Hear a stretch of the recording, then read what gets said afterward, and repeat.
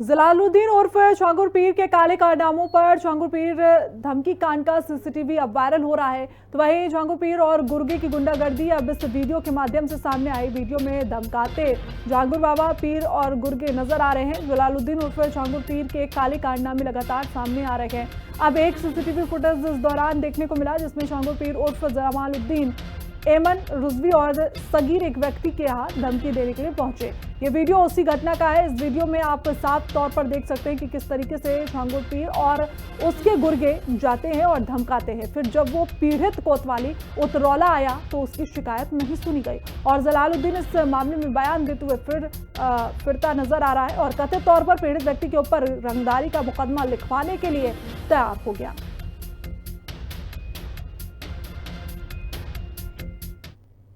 मामला ऐसा है कि पहले से क्या था क्या नहीं वो तो हम नहीं जानते हैं। हम छांगुर बाबा के यहाँ जो है मुंशी का काम करते थे, देखभाल मेरा काम था, लेबर ओबर का। कुछ समय जब बीत गया तो लगाव हो गया ज़्यादा, आना जाना बैठना उठना, छांगुर बाबा आता था काम वाम देखने के लिए। ऐसे में एक दिन जो है वो प्लान पूरा बना करके आया। नीतू रोहरा भी थी, नवीन भी था, बाबा भी थे।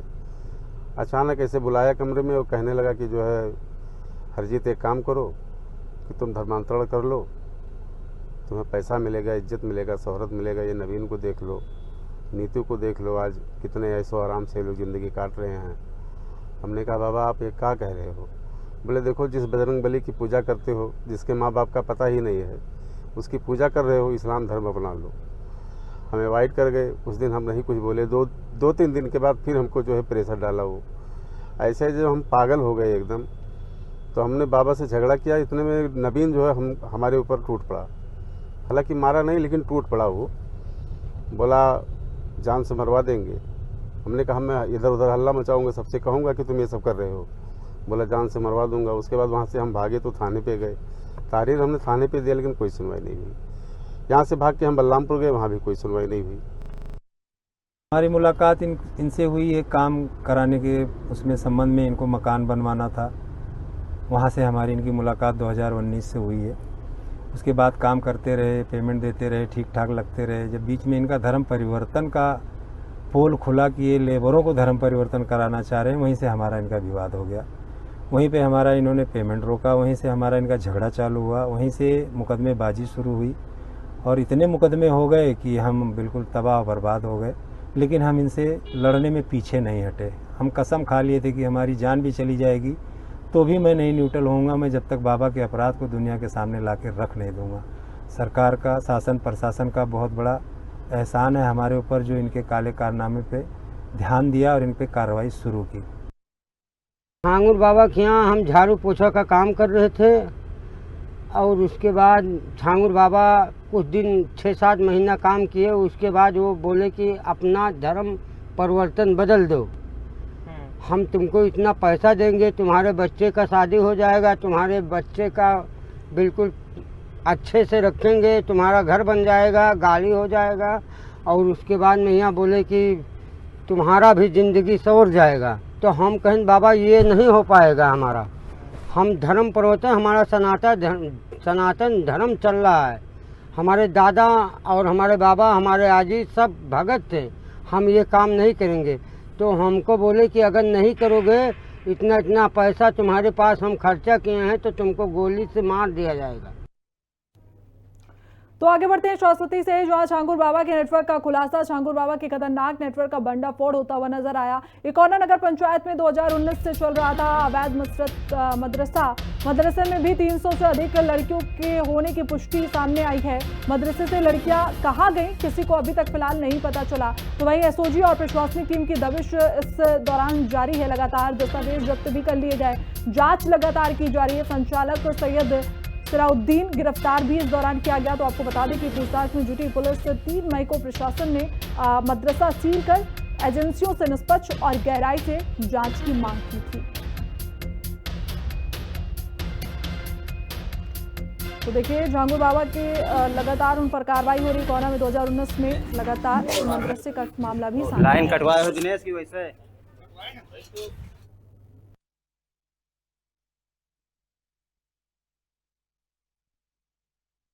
इसमें कुछ गोपनीय सूचना इस प्रकार की प्राप्त हुई थी। उसके आधार पर एक प्रारंभिक जांच शुरू की गई है, जिसके अंतर्गत जो प्रबंधक हैं उनसे पूछताछ की गई है। और इसके अतिरिक्त जो है इसके जो बैंक खाते हैं उनका विवरण ले लिया गया है, उनकी भी जांच की जा रही है। इसके साथ ही पूर्व में जो छात्र छात्राएँ यहाँ पे अध्ययनरत थे उनकी भी डिटेल जो है ले ली गई है। इसके साथ ही इस दृष्टिकोण से भी सूचनाएं जुटाई जा रही हैं, जांच की जा रही है कि किसी सामाजिक गतिविधि से तो इनका कोई संपर्क नहीं था।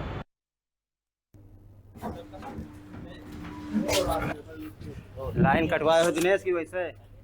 तो देखिए एकोना में 10 मदरसे में 300 से अधिक लड़कियों के होने की पुष्टि थी, लेकिन अभी लड़कियां कहाँ गई इसकी भी जानकारी पुलिस जुटाने में लगी हुई है। तो आपको बताते चले कि संचालक सैयद सिराजुद्दीन भी इस पूरे मामले में गिरफ्तार कर लिया गया है और छांगू बाबा की नेटवर्क का लगातार खुलासा भी हो रहा है। तो छांगू बाबा की खतरनाक नेटवर्क का भंडाफोड़ होता हुआ नजर आ रहा है, जहाँ एक मदरसे में भी 2019 से ये अवैध मदरसा संचालित किया जा रहा था और यहाँ पर 300 से अधिक लड़कियों के होने की पुष्टि थी। फिलहाल ये लड़कियां कहाँ गई, अभी इनकी जांच पड़ताल जारी है। तो चलिए ग्राफिक्स के माध्यम से आपको समझाते हैं छांगू बाबा पर 10 बड़े खुलासे। तो सबसे पहले धर्मांतरण के लिए 500 करोड़ रुपए की फंडिंग हुई और वहीं दूसरा 200 करोड़ की फंडिंग का पता चला है। नेपाल से 300 करोड़ रुपए की फंडिंग हुई, नेपाल आसपास और भी कई खाते खुलवाए। 100 से ज़्यादा खाते थे जिसमें फंडिंग लगातार की जा रही थी। बैंक अकाउंट का भी फंडिंग में लगातार इस्तेमाल किया गया। तो वहीं पाक, दुबई, तुर्की, सऊदी से ये पैसे बाबा को ट्रांसफ़र किए जा रहे थे। तो आपको बता दें कि फंडिंग के लिए मोटा कमीशन भी इस दौरान दिया जाता था। पैसे निकालने के लिए 5% कमीशन लोगों तक पहुंचाया जाता था। वहीं छांगुर ने नवीन के 6 बैंक खाते भी खुलवाए थे। तो यानी कि 100 ऐसे खाते थे जिसमें अवैध रूप से फंडिंग की जा रही थी और खासकर जो इस्लामिक देश थे वहां से ये फंडिंग की जा रही थी। तो 6 बैंक खातों में 34.22 करोड़ रुपए की फंडिंग का पूरा मामला सामने आया। तो ये 10 बड़े खुलासे हमने आपको बताए जो पुलिस ने किए। तो वहीं पर एटीएस की जांच लगातार की जा रही है और इसका हिसाब हम आपको बताते हैं। छांगू बाबा को उतरौला लेकर एटीएस पहुंची। धर्मांतरण मामले में एटीएस की गहन जांच पड़ताल भी जारी है। तो वहीं उतरौला में छांगू बाबा से आधे घंटे तक एटीएस ने पूछताछ की। तो वहीं तलाशी अभियान के दौरान पुलिस बल भी तैनात किया गया। यूपी एटीएस ने छांगू बाबा की कस्टडी भी ली। तो देखिए किस तरीके से छांगू बाबा का जो साम्राज्य पूरी तरीके से खुलता हुआ नजर आ रहा है। तो छांगू का जो साम्राज्य फंडिंग का राज भी अब खुल रहा है। तो छांगू बाबा केस में बड़ा खुलासा हुआ। अब तक 200 करोड़ रुपए की फंडिंग का पता लगाया जा चुका है। तो 40 ऐसे खाते थे जिसमें 200 से ज्यादा करोड़ की फंडिंग की जा रही थी। तो साथ ही नेपाल और आसपास के खाते खुलवाए गए। खातों का इस्तेमाल फंडिंग के लिए ही किया गया। केवल मदरसे के नाम पर फंडिंग लेता था ये छांगू बाबा। मस्जिद और मजार के नाम पर भी पैसे इसे भेजे जाते थे। आपको बता दें कि पाक, दुबई, तुर्की, सऊदी से ये पैसे आ रहे थे। तो छांगू ने नवीन के भी 6 खाते खुलवाए थे। 6 बैंक खातों में 34.22 करोड़ रुपए अभी तक फिलहाल ट्रांसफर हुए हैं।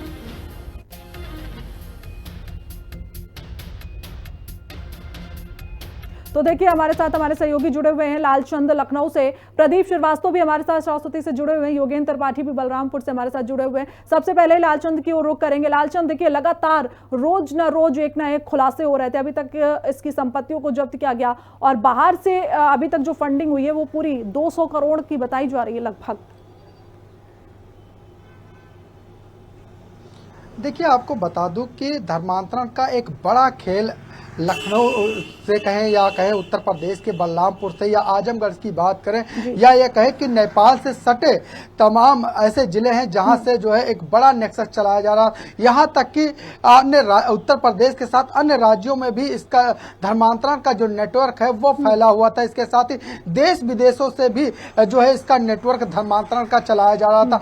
लेकिन जिस तरीके से 4-5 सालों से ये धर्मांतरण का खेल बलरामपुर जिले के उतरौला से चलाया जा रहा था, ऐसे में कहीं ना कहीं तमाम ऐसे हिंदू लड़कियां थी या कहें कि गरीब लड़कियां थी या नाबालिग लड़कियां थी, एक तरफ जहां बहलाता फुसलाता था वहीं पैसे का जोर देता था। इसके साथ ही डरा कर धमका कर धर्म परिवर्तन एक बड़ा कराया जा रहा था। एक लंबे समय से धर्म परिवर्तन कराया। अभी तक जो जानकारी मिली है कि 1500 से ज्यादा यानी कि और भी ज्यादा जो है धर्म परिवर्तन जो है छांगुर बाबा की तरफ से कराया जा रहा था। पैसे का प्रलोभन दिया जा रहा था। लेकिन जिस तरीके से गिरफ्तारी हुई है। उसके बाद एटीएस लगातार इसमें पूछताछ कर रही है। एक के बाद एक नए खुलासे होते हुए यहाँ पर दिखाई दे रहे हैं, क्योंकि पुलिस रिमांड पर भी छांगुर बाबा है। और ऐसे में अब ये जानकारी निकल के सामने आई है कि छांगुर बाबा जो है एटीएस को गुमराह करने की साजिश करता हुआ दिखाई दे रहा है, क्योंकि कई ऐसे सवाल पूछे जा रहे हैं तो छांगुर बाबा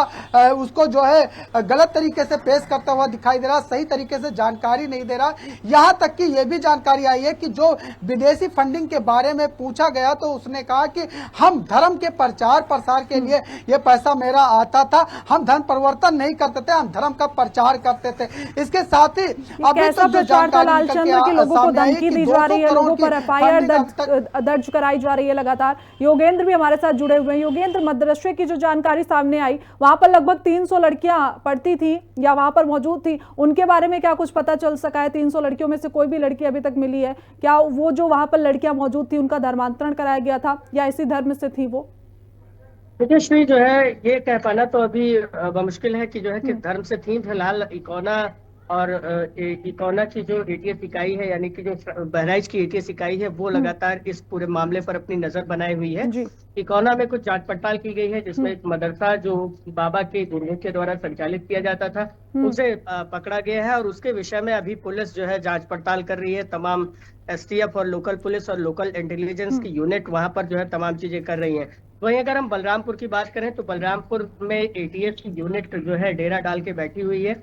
वहां पर कल जो है उसने जब छांगुर को लाई थी और उसके घर से किताब, लैपटॉप और जो है एल्बम और तमाम चीजें बरामद करके ले गई थी। इसके साथ ही जो है 2 इंस्पेक्टर और जो है एक सीओ रैंक के ऑफिसर अभी उतरौला में टिके हुए हैं, और वो इस मामले की जांच कर रहे हैं कि जो है क्या बाबा ने जो संपत्तियां खरीदी उसका धन कहां से आया था और जो चीजें चल रही थी वो कैसे चल रही थी, और ये तमाम चीजें जो हुई या जो लेन देन की बात हो रही है, जैसे उसकी 4 संपत्तियों की जांच केवल उतरौला में की जा रही है, 2 मजपुर में की जा रही है गांव में, तो जो है 2 शहर उतरौला में की जा रही है, उतरौला नगर कस्बे में।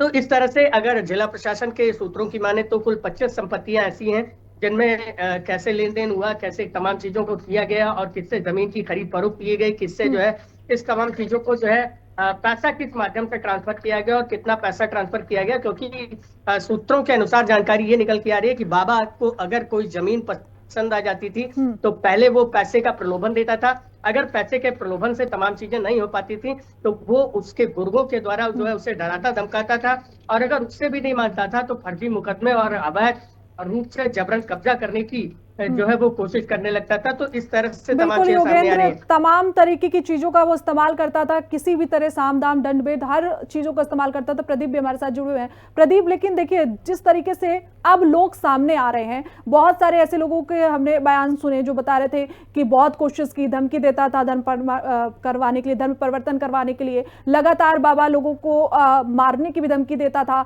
जान से मारने की धमकी दी गई। उन लोगों ने पुलिस में भी कंप्लेन कराई, लेकिन पहले इतने खुलासे नहीं हुए। अब बहुत समय नहीं लग गया, कहीं ना कहीं पुलिस की भी लापरवाही है, लंबा समय था।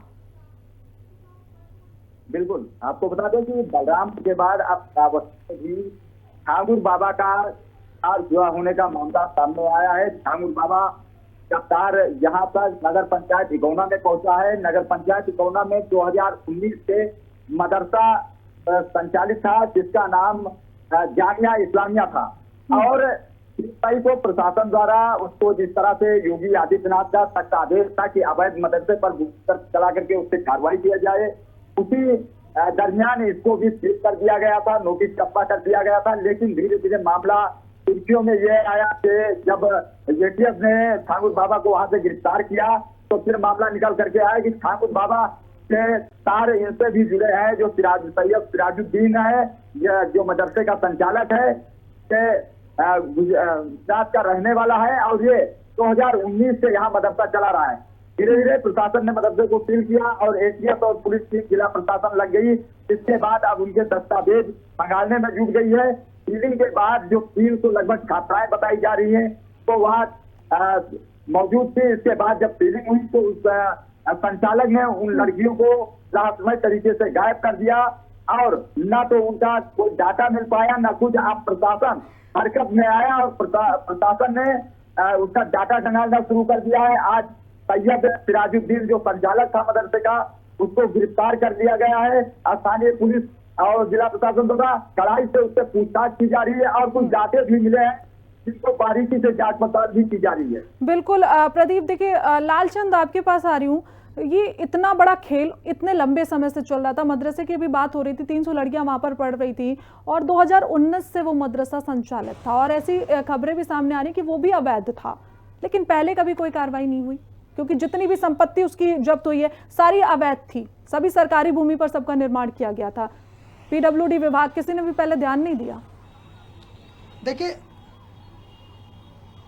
देखिए ये बहुत बड़ा खेल चल रहा था धर्म परिवर्तन का, और इस धर्म परिवर्तन के जरिए कहीं ना कहीं तमाम साजिश रची जा रही थी, चाहे अवैध कब्जे की बात की जाए, चाहे बड़े बड़े निर्माण की बात की जाए, और यहाँ तक कि एक बड़ा लालच भी दिया जा रहा था, दबाव बनाया जा रहा था धर्म परिवर्तन के नाम पर। और यही वजह है कि इन तमाम चीज़ों की जांच जो एटीएस की कर रही है, ईडी भी कर रही है। एक तरफ जहाँ संपत्ति की जांच हो रही है उसको जब्त ही नहीं किया जाएगा, उस पर ध्वस्तीकरण की कार्रवाई की जाएगी। इसका संदेश उत्तर प्रदेश के जो मुख्यमंत्री उन्होंने दे दिया है, उत्तर प्रदेश के डीजीपी ने भी दे दिया है और एडीजी एलओ ने भी साफ कर दिया है कि इस मामले में जो कोई भी संलिप्त पाया जाएगा उसके खिलाफ कड़ी कार्रवाई की जाएगी। जिस तरीके से अवैध संपत्ति बनाई गई उस संपत्ति को ध्वस्त करने का भी काम किया जाएगा, क्योंकि देखिए एक राष्ट्र विरोधी यहाँ पर पूरा जो है खेल चल रहा था। उस खेल को खत्म करने के लिए ही यूपी एटीएस ने छांगुर बाबा को रिमांड पर लिया है और रिमांड पर लगातार पूछताछ की जा रही है। और जो उसकी महिला सहयोगी है नीतू उर्फ नसरीन, उससे भी पूछताछ की जा रही है, उसको भी साथ में रखा है। और पुलिस लगातार कार्रवाई कर रही है। तमाम जानकारी के साथ जुड़ने के लिए आप तीनों का बहुत बहुत शुक्रिया।